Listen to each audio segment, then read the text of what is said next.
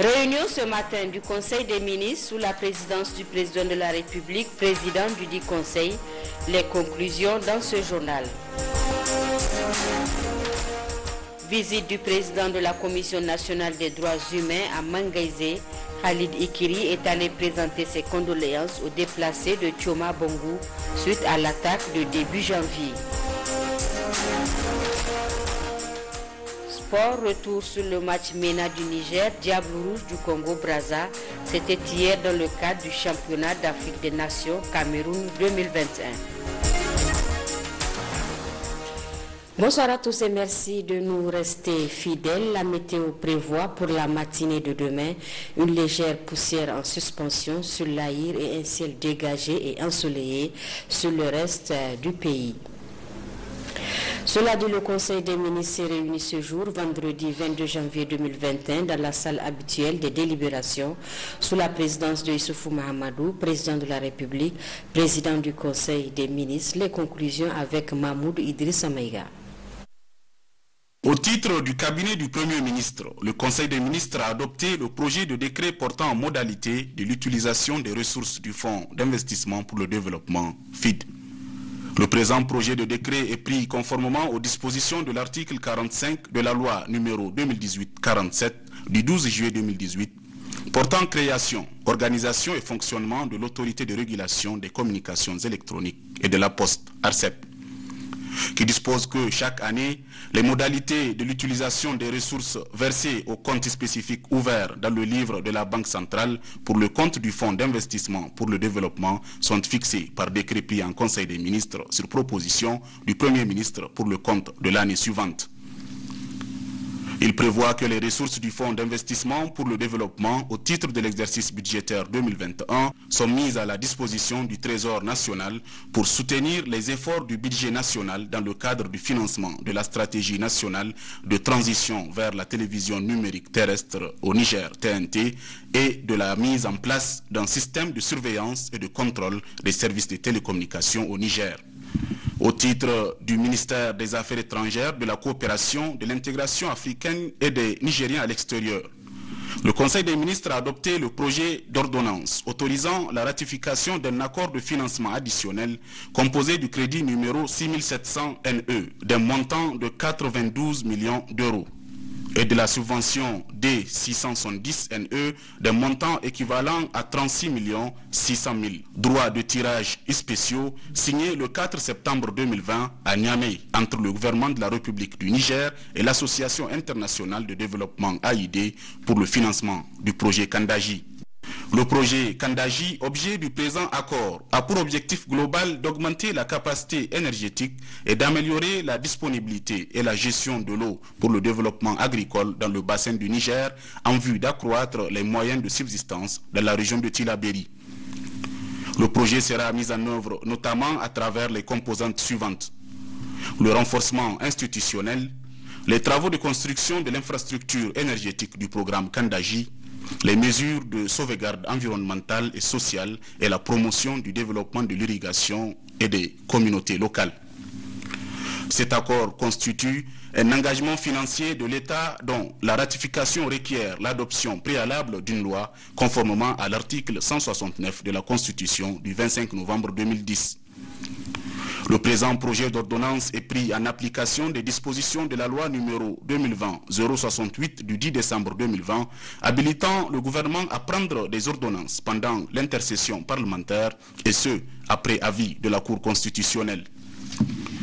Au titre du ministère de l'Équipement, le Conseil des ministres a adopté le projet de décret déclarant d'utilité publique la route Tanout-Tigidit d'une longueur de 235 km. Dans le cadre de l'exécution du projet d'appui au développement du corridor transsaharien, il est prévu la construction de la route Tanout-Tigidit d'une longueur de 235 km dans les régions de Zander et d'Agadez.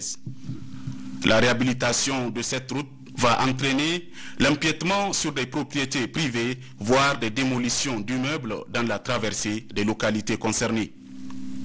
Le présent projet de décret a pour objet de déclarer d'utilité publique les travaux de construction de la route Tanout-Tigidit, longue de 235 km, afin d'engager la procédure d'expropriation en application de la législation en vigueur en la matière.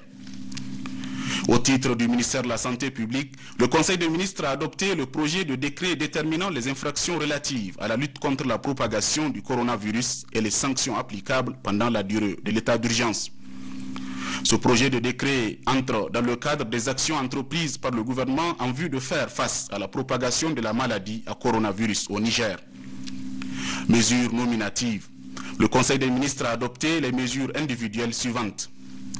Au titre du ministère des Finances, M. Yahya Madou, directeur administratif, matricule 56 984-A, est nommé conseiller technique du ministre des Finances. M. Hamza Yamata, directeur administratif, matricule 69 942-H, est nommé conseiller technique du ministre des Finances. Madame Saadé Laminou Chiroma, inspectrice principale du Trésor, matricule 62 966-F, est nommée directrice générale des moyens généraux du ministère des Finances. Madame Agali Ramatou Abdou Meidaji, matricule numéro 115 189-C, est nommée directrice de l'ordonnancement, de la vérification et de l'appurement au ministère des Finances. Au titre du ministère des enseignements primaires, de l'alphabétisation, de la promotion des langues nationales et de l'éducation civique, M. Bara Haruna, inspecteur de l'enseignement de base, matricule 60 127-W, est nommé directeur des curricula et de la promotion des langues nationales au ministère de l'enseignement primaire, de l'alphabétisation, de la promotion des langues nationales et de l'éducation civique. Au titre du ministère du développement communautaire et de l'aménagement du territoire, M.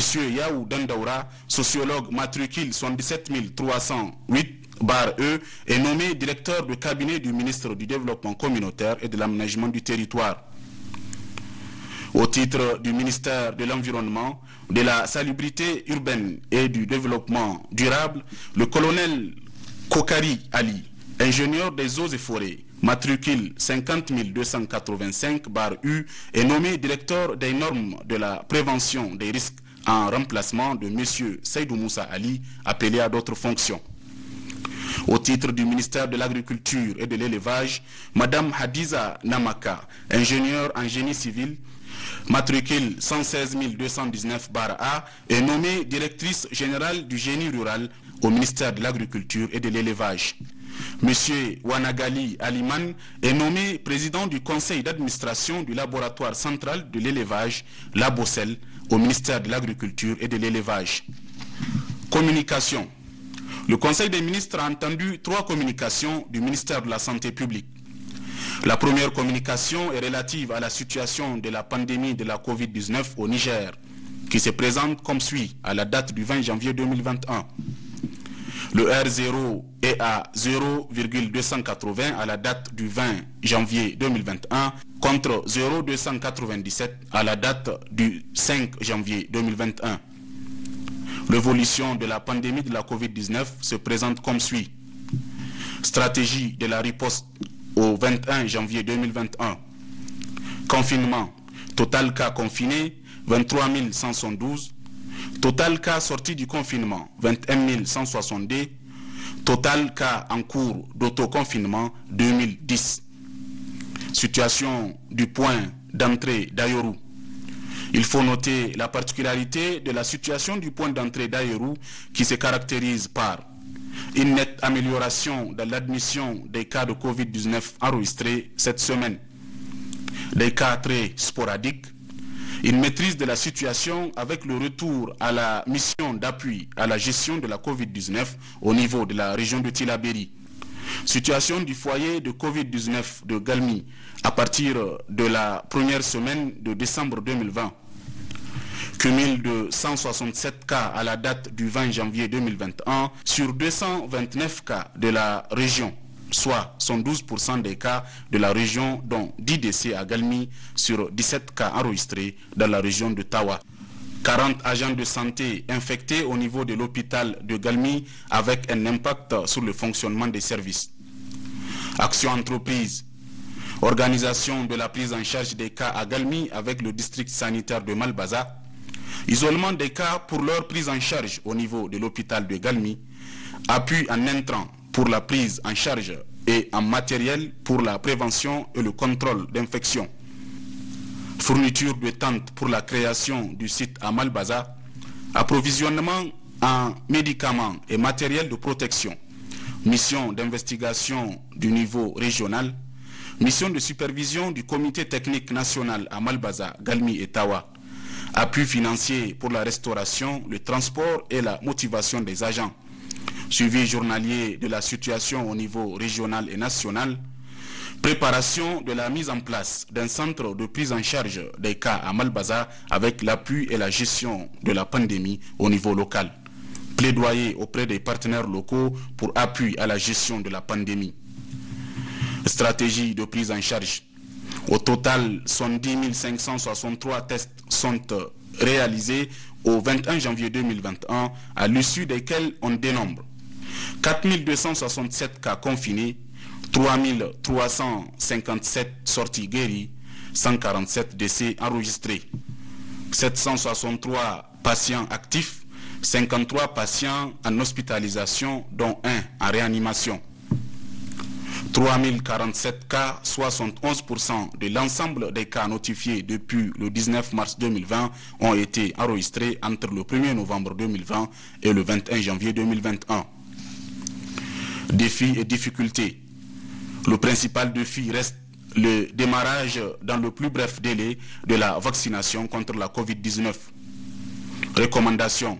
La recommandation majeure demeure l'introduction de la vaccination contre la COVID-19 dans le plus bref délai en adoptant un plan d'acquisition de vaccins. La deuxième communication est relative au plan national de développement et vaccination contre la COVID-19 au Niger. Ce plan est à un stade très avancé de préparation. La troisième communication est relative à l'attribution d'un marché public passé par entente directe pour l'achat des intrants de lutte contre la pandémie. Ces marchés d'un montant d'1,2 milliard de francs CFA, TTC, a pour attribution l'Office national des produits pharmaceutiques et chimiques, ONPPC, avec un délai de livraison de 90 jours. Cette communication est faite à titre d'information en application des dispositions de l'arrêté numéro 107/PM/ARMP du 1er août 2019 fixant le seuil dans le cadre de la passation des marchés publics et des délégations de services publics qui dispose en son article 13. Tout marché public dont le montant est égal ou supérieur à 500 millions de francs CFA hors taxe sur la valeur ajoutée doit faire l'objet d'une communication préalable en Conseil des ministres de la part du ministère en charge du secteur concerné. Et justement, les tendances Covid-19 au Niger, les résultats des examens virologiques de ce jour, 22 janvier 2021, se présentent comme suit. 41 cas positifs, dont 6 chez les demandeurs de tests Covid-19 pour voyage et 35 chez les alertes sur 332 tests réalisés à la Covid-19, dont 13 de sexe féminin et 28 de sexe masculin. Ces cas positifs se présentent comme suit. 23 à Niamey, 4 à Tawa, 7 à 1 à Zender, 1 à Tilaberi, 9 à Agadez et 3 décès enregistrés ce jour répartis comme suit, 1 à Agadez et 2 à Tawa. À ce jour, ce sont 10 895 personnes testées, 4 308 sont déclarées positives à la COVID-19, parmi lesquelles 3 403 guéris, 150 décès, 755 cas actifs, 56 en hospitalisation, dont 3 en réanimation. Le gouvernement attire l'attention des populations sur le fait que le virus circule fortement au niveau communautaire avec de plus en plus de cas présentant des signes souvent graves. Aussi, le gouvernement invite la population au respect strict de toutes les mesures prises. Le port du masque, le lavage des mains à l'eau et au savon et l'utilisation du gel hydroalcoolique doivent être strictement respectés en toutes circonstances. Pour toute information, appelez le 15 ou le 93 59 18 02. Le président de la Commission nationale des droits humains, CNDH, était ce matin à Mangaise où il a rencontré les déplacés de Tchoma Bangou et Zaroum Darey. À ces populations, le président Khalid Ikiri a présenté ses condoléances et sa compassion suite à l'attaque meurtrière dont elles ont été victimes en début janvier. Ousmane Sani Abdou, Adin Ag Al-Galas. Le président de la Commission nationale des droits humains est en mission depuis quelques jours dans le département de Walam. En compagnie de certains cadres techniques de l'institution, le professeur Khalid Ikiri a mis à profit son séjour dans la zone du Zarmagada pour rendre visite aux déplacés internes de Tchambangou et Zaroum Darey installés à Mangaise depuis l'attaque du 2 janvier dernier. La visite du président de la CNDH à ces réfugiés internes a pris une allure d'un meeting où femmes et hommes venus nombreux ont eu des échanges avec la mission qui a su écouter les uns et les autres. Ces échanges ont permis aux intervenants de dire à leur hôte la situation qu'ils vivent en ce moment, mais aussi les pistes de solutions pour la recherche de la paix et la cohésion sociale dans la zone. Les intervenants se sont en outre félicités de toutes les attentions portées à leur endroit en ce moment difficile, tout en plaidant pour une plus grande aide en leur faveur. Le maire de Tondikwindi n'a pas manqué de remercier au nom de leur hôte de Tchambangou et Zaroum Darey tous ceux qui leur ont apporté d'une manière ou d'une autre assistance. Le président de la Commission nationale des droits humains leur a dit toute sa compassion et celle de la CNDH. La CNDH a été très consterné par cette situation et a cherché les moyens pour pouvoir effectuer le déplacement dans cette zone. Nous sommes venus donc dans le département de Walam pour pouvoir nous enquérir un peu l'état de la situation de façon générale, la situation sécuritaire de façon générale, et aussi venir ici à Mangaise présenter nos condoléances aux populations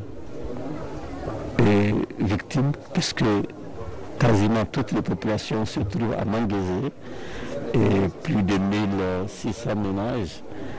Et donc très peu sont retournés au niveau des deux villages mentionnés. Et nous sommes donc venus présenter d'abord nos condoléances aux populations.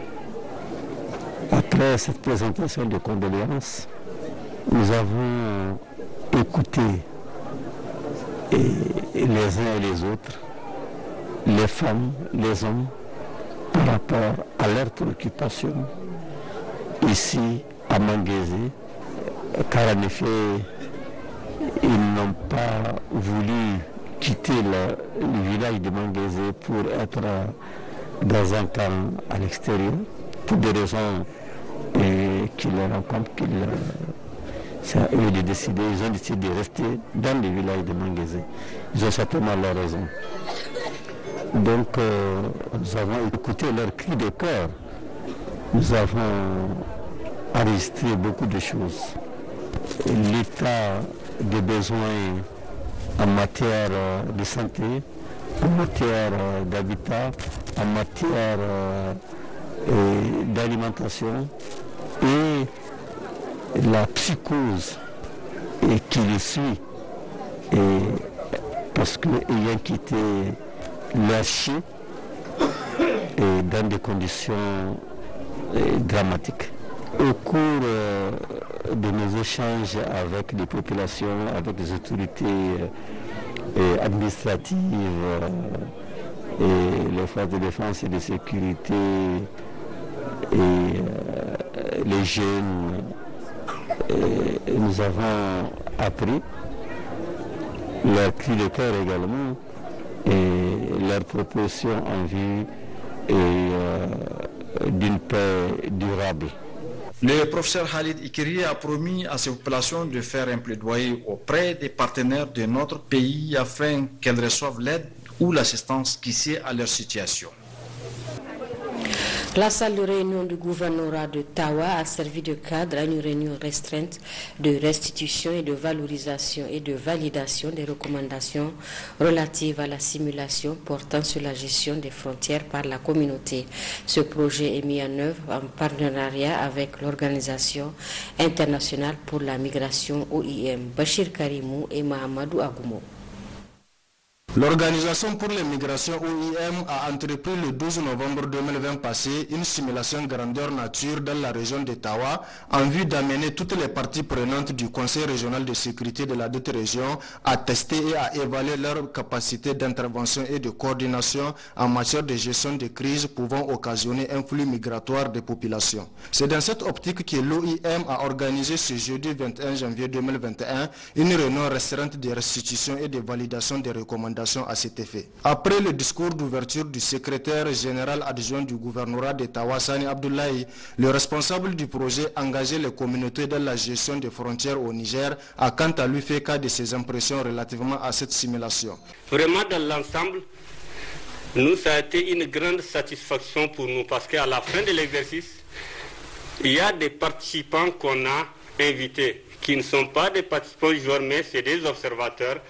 Et à travers leurs observations, vraiment l'appréciation générale, c'est que ici tout s'est très bien passé. Le responsable du dit projet a par la suite décliné les objectifs assignés à cette réunion. C'est vraiment d'amener les CRS à identifier un peu les points à améliorer, les points à conserver et d'en faire des recommandations en vue d'une prise en compte pour des éventuelles crises qu'on ne souhaite pas quand même. Si on décide de prendre des dispositions, des mesures préventives, je pense que ce n'est pas mal, ce n'est pas un souhait. Nous avons décidé donc aujourd'hui, 21 janvier 2021, continuer notre appui, notre assistance au CRS pour la restitution, dans un premier temps quand même, de ce CIMEX, et aussi vous présenter les principales recommandations faites par des observateurs que nous avons invités et essayer de vous présenter ces drafts donc à des PIR, la plan d'intervention régionale, pour que vous puissiez vous-même le parcourir, le finaliser et le valider. Il faut enfin préciser que le plan d'intervention régionale qui fait l'objet de débat, une fois adopté, fera l'objet de vulgarisation dans les 5 départements frontaliers qui comptent la région de Tawa.